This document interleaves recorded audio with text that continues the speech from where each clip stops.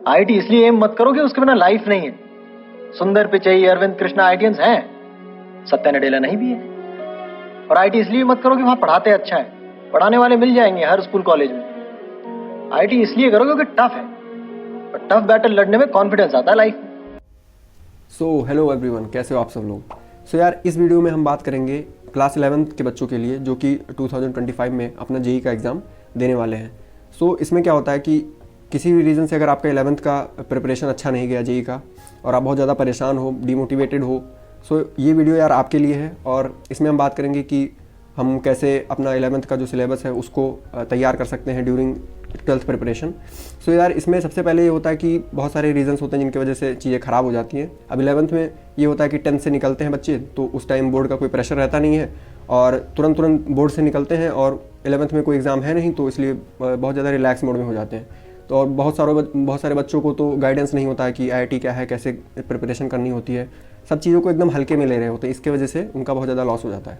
कई सारे बच्चे अच्छे से पढ़ाई करते हैं फिर भी उनका दिक्कत होता है, क्योंकि हो सकता है सिलेबस अचानक से इतना बढ़ जाता है 11th में कि वो मतलब बहुत सारा उनका बैकलॉग हो जाता है, वो समझ नहीं पाते कि कैसे क्या करें। तो इसके वजह से भी वो पढ़ाई कहीं ना कहीं बीच में आके रोक देते हैं जेई का। तो इन सब रीजंस की वजह से उनका बहुत ज़्यादा लॉस हो जाता है 11th में, और फिर वो सोचते हैं कि हमारा आईआईटी नहीं निकल सकता। बट ऐसा कुछ नहीं है यार। बहुत सारे बच्चे हैं जो 11th में जिनका अच्छा नहीं जाता है, वो 12th में अपना प्रिपरेशन करते हैं, साथ साथ 11th का भी साथ में लेकर चलते हैं, रिवीजन करते हैं और अच्छे से आईआईटी क्लियर करते हैं। इवन अंडर 500 रैंक भी लेकर आ सकते हैं, कोई बड़ी बात नहीं है। क्योंकि यार अब ये ऐसा हो गया कि ये सब चीज़ें एकदम ट्रेंड बन चुकी हैं। हर बार बच्चे यही कहते हैं कि जैसे 11th में आएंगे एकदम अच्छे से पढ़ाई करेंगे, पूरा 2 साल पढ़ाई करेंगे जेई के लिए और जेई में अच्छा रैंक लेकर आएंगे। ये सारे बच्चे बोलते हैं, सब ऐसा सोचते भी हैं अपने बारे में। बट यार मैक्सिमम बच्चों का ऐसा होता है कि उनका 11th बेकार ही चला जाता है। तो उस सिचुएशन में क्या किया जाए, उसके ऊपर यार ये वीडियो है, और इसमें हम आपको वो जो पूरा रोड मैप है, पूरा एक गाइडेंस का वो है, वो हम देंगे आपको पूरी तरीके से। सो ये सीरीज़ में और भी वीडियोज़ आएंगे धीरे धीरे। सो अभी शुरू करते हैं यार। सो यार शुरू करते हैं पहले पॉइंट के साथ, जो कि है हमें अपने 11th के प्रिपरेशन का एनालिसिस करना है, और हमें ये देखना है कि हमने कितनी चीज़ें तैयार की हैं और कौन सी चीज़ें हमने छोड़ दी हैं। सो इसमें यार सबसे जो ज़रूरी चीज़ है वो ये है कि हमें तीनों सब्जेक्ट पे बराबर फोकस करना चाहिए, क्योंकि उसमें पहली बात तो एक इंडिविजुअल कट ऑफ होता है जेईई एडवांस के पेपर में। तो सारे सब्जेक्ट में अगर आपने एक मिनिमम मार्क्स नहीं अचीव किया है तो आप जेईई एडवांस क्वालिफाइड नहीं होंगे। अगर मान लीजिए आपका 2 सब्जेक्ट में बहुत हाई मार्क्स है और एक में बिल्कुल भी कम मार्क्स है, या फेल हो जाएंगे पूरी तरीके से। सो यार यहाँ पे ध्यान देने वाली बात ये है कि कोई भी सब्जेक्ट ज़्यादा इंपॉर्टेंट या कम इंपॉर्टेंट नहीं है, बराबर मार्क्स आते हैं, बराबर क्वेश्चन आते हैं, सब में बराबर वेटेज है। बट यार ये होता है कि जैसे प्रिपरेशन के दौरान आपको मैथ बहुत ज़्यादा पसंद है या फिजिक्स बहुत ज़्यादा अच्छा लगता है, तो आप उन चीज़ों पे ज़्यादा फोकस करते हैं। कई लोगों को केमिस्ट्री अच्छी लगती है तो उस पर ज़्यादा वो फोकस कर देते हैं, बाकी 2 सब्जेक्ट को छोड़ने की कोशिश करते हैं कि मतलब ठीक है थोड़ा थोड़ा पढ़ लिया और हो गया। तो ऐसा नहीं करना यार, क्योंकि हर सब्जेक्ट इंपॉर्टेंट है, सबके मार्क्स जुड़े जाएंगे। तो यार पहली चीज़ ये कि अपना एक एनालिसिस कीजिए, इंट्रोस्पेक्ट कीजिए कि मुझे कौन से सब्जेक्ट में ज़्यादा इंटरेस्ट है या मैंने अच्छे से पढ़ाई की है, और कौन से सब्जेक्ट मेरे वीक रह गए। और इवन सब्जेक्ट के अंदर भी जाके आप वो कीजिए कि कौन से चैप्टर्स मैंने अच्छे से नहीं पढ़े, कौन से चैप्टर्स हमने अच्छे से पढ़ लिए हैं। तो ये काम पहले आप कीजिए। बात करते हैं सेकंड पॉइंट पे, जो कि है know your syllabus very well. So हमें अपने सिलेबस को एक बार अच्छे से स्टडी करना है। सो यार देखो, ध्यान से समझोगे तो जेईई मेंस और जेईई एडवांस के सिलेबस में बहुत ज़्यादा डिफरेंस नहीं है। बस ये होता है कि जेईई एडवांस में जो टॉपिक्स हैं हमारे, उसमें से बहुत ज़्यादा डीप में से क्वेश्चंस पूछे जाते हैं, और कई सारे चैप्टर्स को मिक्स करके भी क्वेश्चन पूछे जाते हैं। तो बस यही एक डिफरेंस है। बाकी अगर आप सिलेबस पे ज़्यादा फोकस किया जाए, सिलेबस की बात की जाए, तो मुझे जेईई मेंस का जो 2023 का सिलेबस है वो डाउनलोड करना है, और जेईई एडवांस का 2024 का सिलेबस। सो अब ऐसा क्यों करना है? इसलिए करना है क्योंकि जेईई मेंस 2024 का जो सिलेबस है उसमें कई सारे टॉपिक्स को कट कर दिया गया है, और बीच बीच में से कुछ छोटे मोटे टॉपिक्स को हटा दिया गया है। तो यार ऐसा आप करोगे कि जो जेईई मेंस 2024 का सिलेबस डाउनलोड कर लिया, अब उसमें से बीच बीच के टॉपिक्स कटे हुए होंगे। जैसे कि आप मैट्रिक्स और डिटर्मिनेंट्स एक चैप्टर है, उसके अंदर ये वाला टॉपिक की डिटर्मिनेंट्स की प्रॉपर्टीज़ क्या होती हैं, ये सारी टॉपिक्स काट दिए गए हैं। तो आप ऐसा नहीं कर सकते कि पूरी तैयारी कर लो उसके बाद आप फिर से उन टॉपिक्स को जाके पढ़ रहे हो, क्योंकि जेईई एडवांस में सब कुछ आने वाला है। तो आप अब जब सब कुछ आने वाला है तो आप शुरू से एक साथ ही सब कुछ पढ़ोगे, लाइन टू लाइन पढ़ोगे, तो यार ज़्यादा आपके लिए ठीक रहेगा। आप सिलेबस के उस पूरे जार्गन से कंफ्यूज नहीं होगे, क्योंकि ये सारी चीज़ें बहुत कंफ्यूज करती है। मैं अपने टाइम पे, मेरे टाइम पे क्लास 12th में ऐसा हुआ था कि सिलेबस के कुछ पार्ट कट गए थे, तो हमारा कुछ महीना तो इसी में लग गया कि आ क्या रहा है पेपर में। तो ये सब बहुत ज़्यादा दिक्कत होता है। तो आपको कुछ नहीं करना, सिर्फ 2023 का जेईई मेंस का सिलेबस डाउनलोड कर लेना है और 2024 का जेईई एडवांस का सिलेबस, इससे आपका पूरा वो क्लियर हो जाएगा। और इसको आप डाउनलोड करके प्रिंट करा लीजिए और अपने स्टडी टेबल के सामने चिपका लीजिए, जिससे आपका ध्यान इस पर रहेगा, और आप जैसे जैसे जो टॉपिक्स आप कंप्लीट करते हैं उसको मार्क भी करते हैं साथ में। तो ये काम आप बिल्कुल कीजिए, बहुत ज़्यादा ज़रूरी है। यार तीसरे पॉइंट की, जो कि है हमें प्लानिंग करनी है। तो हमें एक डेली प्लान बनाना है हमें कि हमें आज क्या क्या चीज़ें पढ़नी है। उसके बाद हमारा एक वीकली प्लान होगा। फिर आप मंथली प्लान बनाना चाहें तो बनाइए, क्योंकि वो चीज़ें यार थोड़ा वेरिएबल होती हैं, इसलिए उतना ध्यान मत दो। बट आपको 100% हर बार डेली प्लान बनाना है। और सुबह उठ के आप ये चीज़ बिल्कुल डिसाइड करके रखिए कि आज मुझे कितनी चीज़ें पढ़नी है, और कोशिश कीजिए कि उसका 70 to 80% चीज़ें आप कवर कीजिए।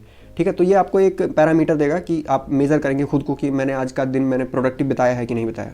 तो यार ऐसा आपको करना पड़ेगा और ज़्यादा फोकस करना पड़ेगा, क्योंकि आपको 1 साल के अंदर 2-2 साल का सिलेबस कंप्लीट करना पड़ेगा। ठीक है, क्योंकि आपके पास 2 साल रहने गए हैं और आपको 11th को भी साथ में लेकर चल रहे हो, तो मैनेजमेंट बहुत ज़्यादा ज़रूरी है। टाइम मैनेजमेंट तो खैर बहुत ज़्यादा ज़रूरी है। सो ये चीज़ होती है। अब इसके अलावा कई सारे बच्चे होते हैं जिनका कोचिंग होता है, स्कूल होता है, कुछ ऑनलाइन होते हैं, कुछ ऑफलाइन होते हैं।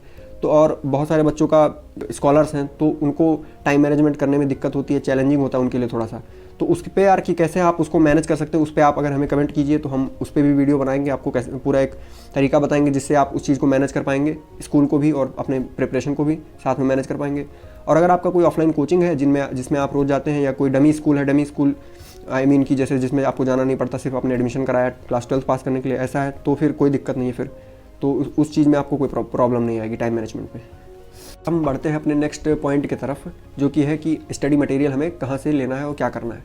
सो यार पहली बात तो मार्केट में कई सारे स्टडी मटेरियल्स पहले से ही अवेलेबल हैं, और आप अपना टाइम वेस्ट मत कीजिए इस चीज़ में कि ये वाला सही है कि वो वाला सही है, क्योंकि हम लोग एक्सपीरियंसड हैं इन सब चीज़ों में। तो हम आपके लिए एक वीडियो बना देंगे जिसमें आपको पूरी जानकारी मिल जाएगी कि कहाँ से कौन सा मटेरियल हमको बाई करना है।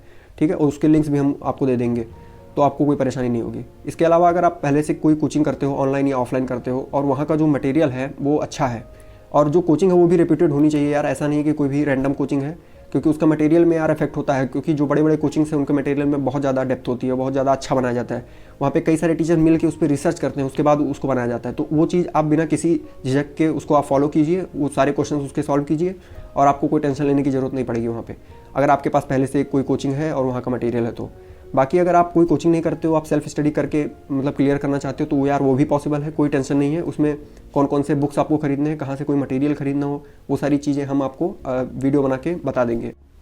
सो यार बात करते हैं नेक्स्ट टॉपिक के ऊपर, जो कि है टाइम मैनेजमेंट। सो टाइम मैनेजमेंट आपको बहुत ज़्यादा ज़रूरी है इस वक्त करना, क्योंकि आप इस वक्त कोचिंग जा रहे होगे या कोचिंग अपने क्लासेस में जा रहे होगे, वहाँ पे आपको इस वक्त क्लास 12 का सिलेबस पढ़ाया जा रहा होगा। तो वहाँ पे आपको 11th भी मैनेज करना है साथ में, और 11th के कुछ ऐसे पोर्शंस हैं जो कि बहुत ज़्यादा इंपॉर्टेंट है 12th के लिए। तो अगर आपने उनको अच्छे से नहीं पढ़ा, ठीक है, तो आपका 12th में भी मार्क्स कम आएगा, आपका 12th का भी प्रिपरेशन हैम्पर हो सकता है। तो इस चीज़ पे आपको फोकस करना है, क्योंकि यार देखो पहली बात तो 11th उतना अच्छा रह नहीं गया, ऊपर से अगर आप 12th भी खराब कर दो 11th के चक्कर में, तो उसमें डबल लॉस होगा आपका। तो वो चीज़ आपको नहीं करनी है। तो कुछ चैप्टर्स हैं, जैसे अपना ये केमिस्ट्री के अंदर देखा जाए तो जो पहला चैप्टर ही है हमारा मोल कंसेप्ट, दूसरा एटॉमिक स्ट्रक्चर, फिर उसके बाद अपना पीरियोडिक टेबल वाला चैप्टर हो गया, और केमिकल बॉन्डिंग, ये सारे चैप्टर्स बहुत ज़्यादा बेसिक हैं। ये हर एक चैप्टर के अंदर आते हैं, 11th के अंदर भी 12th के अंदर भी। मतलब अगर आप किसी भी रिएक्शन के डीप में चले जाओगे तो आपको पता चल रहा होगा कि ये तो सेम ही चीज़ है, वही केमिकल बॉन्डिंग वाला ही चीज़ है। तो वहाँ पे ये चीज़ आपके साथ होगा। उसके अलावा ऑर्गेनिक के साइड में आप देखें तो वहाँ पे आइसोमेरिज्म हो गया, या जनरल ऑर्गेनिक केमिस्ट्री अपना GOC वाला पार्ट हो गया, आइसोमेरिज्म का पार्ट हो गया, और इसके अलावा ये अपना रिएक्शन मैकेनिज्म बहुत सारे होते हैं, वो भी चीज़ें बहुत ज़्यादा बेसिक हैं। पूरी ऑर्गेनिक केमिस्ट्री उसी के ऊपर बेस्ड है। तो ये सब चीज़ें अगर आप छोड़ देते हो 11th में, अच्छे से नहीं पढ़ते हो, तो आपको 12th में पूरा का पूरा प्रॉब्लम आएगा, क्योंकि पूरा का पूरा जो ऑर्गेनिक का पोर्शन है और 12th में ही भरा पड़ा है। पूरा का JEE में अगर जो भी आने वाला वो 12th में से ज़्यादा आएगा ऑर्गेनिक का पार्ट। तो ये चीज़ आपको बहुत ज़्यादा करना है। तो इसके लिए आपको क्या करना है, इसके लिए आपको वीक के अंदर अपने 2 से 3 दिन केवल 11th की चीज़ों को रिवाइज करना है, 11th की चीज़ों को पढ़ना है। अगर कोई टॉपिक आपको नहीं समझ में आया था, उसका यूट्यूब का ट्यूटोरियल देखना है, उसके क्वेश्चन सॉल्व करने हैं, वो चीज़ आपको करनी है।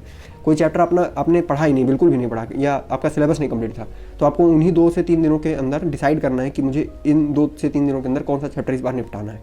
तो हर एक हफ्ते में आपको ये चीज़ करनी पड़ेगी, क्योंकि टाइम मैनेजमेंट बहुत ज़्यादा ज़रूरी है। क्योंकि आप के पास 2 साल नहीं हैं जैसे कि बाकी बच्चों के पास हैं, बट आप फिर भी गिव अप नहीं कर सकते, ठीक है, क्योंकि बहुत सारे बच्चे इस सिचुएशन में होते हैं और निकालते भी हैं पेपर। तो इसलिए आप बिल्कुल भी टेंशन मत लीजिए। 2 से 3 दिन आप हफ्ते के अगर 11th को भी देते हो तो आराम से कवर कर लोगे, बट कंसिस्टेंटली करना पड़ेगा, ठीक है, ये चीज़ आपको ध्यान रखनी है। ये तो हुई टाइम मैनेजमेंट की बात। उसके बाद अब बात करते हैं जो कि बहुत ज़्यादा इंपॉर्टेंट, वो है मॉक टेस्ट।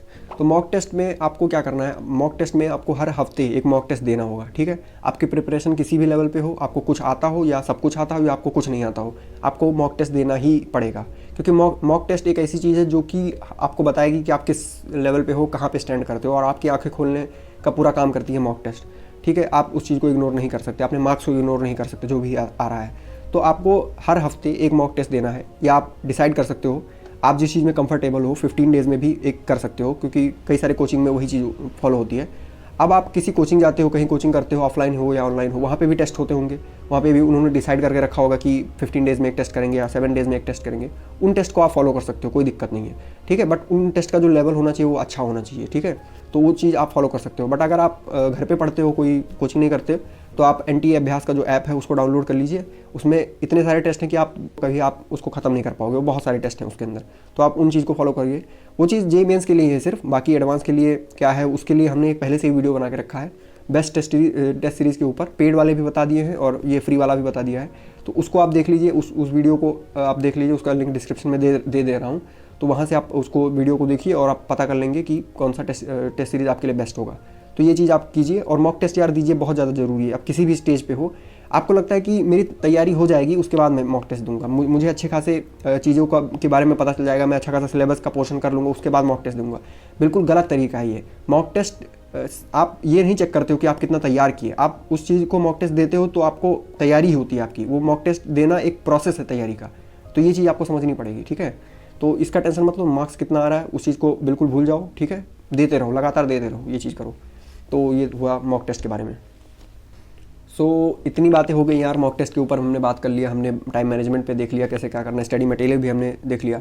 अब बात करते हैं जो कि सबसे ज़्यादा ज़रूरी पॉइंट है, और ये कोई ऐसा पॉइंट नहीं है जिसको आप इग्नोर कर पाओ। ये चीज़ है रिवीजन का। रिवीजन सबसे ज़्यादा इंपॉर्टेंट है यार। मतलब अगर आपको सिलेक्शन चाहिए तो आपको रिवीजन होना चाहिए आपका अच्छे से, बस यही सीधा एक लॉजिक है। अब रिवीजन में हमको क्या करना है, आपका 2 तरीका होगा। या तो आप जो चीज़ें आप पढ़ते हो उनको रोज़ रिवाइज़ करते हो, या आप एक साथ करते हो, मतलब कि 1 महीने की चीज़ें एक साथ रिवाइज़ कर रहे हो, 2 महीने की चीज़ें एक साथ रिवाइज़ कर रहे हो।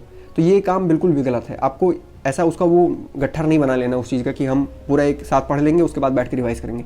वो काम आप कभी नहीं कर पाओगे, ठीक है। आपका रिवीजन भी आधा रह जाएगा, आपका सिलेबस भी आधा रह जाएगा, और एक पूरा मैस क्रिएट हो जाएगा। आपको खुद समझ नहीं आएगा कि कैसे क्या करें अब। तो ये काम मत करना यार। जो चीज़ें एक दिन में पढ़ाई जा रही हैं उनको उसी दिन रात को 1 से 2 घंटे के अंदर आप उसको पूरा रिवाइज़ कर लीजिए। ईजी रहता है यार, 1 से 2 घंटे में रिवाइज़ करने में क्या ही चला जाएगा आपका उस दिन। और वैसे भी आप पूरा दिन पढ़ ही रहे हो, अगर उसी चीज़ को दोबारा पढ़ोगे तो आपका ना कोई बहुत ज़्यादा मेंटली आप बहुत ज़्यादा थकोगे और कुछ नहीं होगा। क्योंकि लास्ट मोमेंट पे अगर मान लीजिए दिन पूरा खत्म हो गया, आपका पूरा टाइम खत्म हो गया, आप लास्ट मोमेंट पे आप रिवाइज़ कर रहे हो, कोई दिक्कत नहीं उससे। तो आपका मतलब एक आप इजीली उस चीज़ कर सकते हो। तो आप ये चीज़ करो यार, और एक साथ उसको मत रख लो कि उसको एक साथ रिवाइज़ करेंगे। ये बहुत गलत तरीका है, सारे बच्चे इसी चीज़ में फेल हो जाते हैं। और रिवीजन नहीं कर रहे हो तो बिल्कुल भी गलत कर रहे हो, बिल्कुल मतलब उसके बारे में कुछ कहा ही नहीं जा सकता अगर आप रिवाइज़ नहीं कर रहे हो चीज़ों को। तो ये चीज़ थी, बहुत ज़्यादा इंपॉर्टेंट है, इस पर पूरा फोकस कीजिए। ये सारी बातें यार आप बिल्कुल ध्यान रखो, बहुत ज़्यादा इंपॉर्टेंट है, ठीक है। ये सब मैं अपने एक्सपीरियंस से बता रहा हूँ, जो परेशानियाँ मैंने अपने टाइम पे तैयारी के दौरान झेली उनके बारे में बता रहा हूँ। और ये चीज़ें अगर आप फॉलो करते हो तो डेफिनेटली आप बहुत ज़्यादा अच्छा स्कोर कर पाओगे अपने एग्ज़ाम में। और आपके पास काफ़ी अच्छा टाइम है यार, इसलिए ज़्यादा परेशान होने की बात नहीं है कि मैंने 11th बर्बाद कर दिया अब तो मेरा JEE हो नहीं पाएगा, ऐसा कुछ। लेकिन ऐसा कुछ नहीं होता यार, बहुत सारे बच्चे उस चीज़ को क्लियर करते हैं और काफ़ी अच्छा रैंक भी लेकर आते हैं, ठीक है। बट तुमको मोटिवेटेड रहना पड़ेगा, ठीक है। और ये चीज़ सबके साथ होती है, ये बात तुम सोचो। और गिव अप मत करना यार कभी भी, ठीक है। तैयारी के दौरान बहुत सारी सिचुएशन ऐसी आएंगी जहाँ पे आपको लगेगा कि यार सब कुछ खत्म हो चुका है, मैं कुछ नहीं कर सकता, मैं बहुत ज़्यादा वो हो गया हूँ। आप 11th 10th में कितने अच्छे थे उससे कोई फ़र्क नहीं पड़ता, ठीक है। 10th में आपके 95% आ रहे होंगे, 96% आ रहे होंगे, और आप सोच रहे होगे कि यार मैं तो बस फोड़ दूंगा, कोई भी एग्जाम में बैठूंगा सब फोड़ दूंगा। ऐसा कुछ नहीं होता है, ठीक है। वो चीज़ और ये चीज़ में मतलब इतना डिफरेंस है जितना आप सोच भी नहीं सकते, ठीक है। तो वहाँ पे आने के बाद आप सबके बराबर हो जाते हो, आपको लगता है कि मतलब मैं तो कुछ हूँ ही नहीं, ऐसा आपको फीलिंग आता रहता है। बट ये चीज़ आपको अपने दिमाग पे हावी नहीं होने देना यार। तुम बस इतना सोचो कि गिव अप नहीं करना, लगातार कंसिस्टेंटली मेहनत करना है, ठीक है। क्योंकि यार ये कछुए की चाल वाला गेम है पूरा का पूरा। JEE का तैयारी पूरा का पूरा एक वही वाला गेम है कि आप धीरे धीरे कंसिस्टेंटली मूव करते जा रहे हो, ठीक है। क्योंकि ये जर्नी बहुत लंबी होती है भाई। यहाँ पे हम लोग मतलब डिमोटिवेट हो जाते हैं, लास्ट मोमेंट पे हार मान लेते हैं, ठीक है, पढ़ना ही छोड़ देते हैं, मतलब ये सिचुएशन आ जाती है, ठीक है। तो ऐसा मत करना, ठीक है। टेंशन लेने की ज़्यादा ज़रूरत है नहीं, आप अभी भी कवर कर सकते हो चीज़ों को। और फोकस करना यार, चीज़ों पे फोकस करो, जो चीज़ें इंपॉर्टेंट है उस पर फोकस करो। डिस्ट्रैक्ट होना बिल्कुल भी अफोर्ड नहीं कर सकते, ठीक है। अगर आप मोबाइल से पढ़ते हो तो सबसे बड़ा प्रॉब्लम तो यही होता है कि आप मोबाइल से पढ़ते हो और उसी के बगल में इंस्टाग्राम भी रहता है, उसी के बगल में आपका यूट्यूब भी रहता है, उसी से पढ़ते हो आप, उसी में डिस्ट्रैक्ट हो जाते हो। ये चीज़ आपके साथ बहुत बार होती होगी, ठीक है। उस चीज़ को अवॉइड करने के लिए उसके लिए मैं वीडियो बनाऊंगा, बहुत सारे टिप्स एंड ट्रिक्स बताऊंगा, रिसर्च वीडियो होगा, उस पर आप देखना उसको, आप डिस्ट्रैक्शन से कैसे बचें उसके ऊपर वीडियो रहेगा। तो ये चीज़ आप कर सकते हो, ठीक है। तो ये सारी चीज़ें थी यार जिनको आपको ध्यान रखना है। बाकी अगर आपको कोई और रिक्वायरमेंट हो, कोई सी और वीडियो की ज़रूरत हो तो यार कमेंट करो और हम आपके साथ हैं। पूरी तैयारी के दौरान और भी वीडियोज़ आने वाले हैं यार, और इसके लिए सब्सक्राइब करो चैनल को। सो पढ़ाई करते रहो यार, all the very best. Dream बस देखे जाते हैं, एम अचीव किया जाता है। जीत की तैयारी नहीं, तैयारी ही जीत है भाई।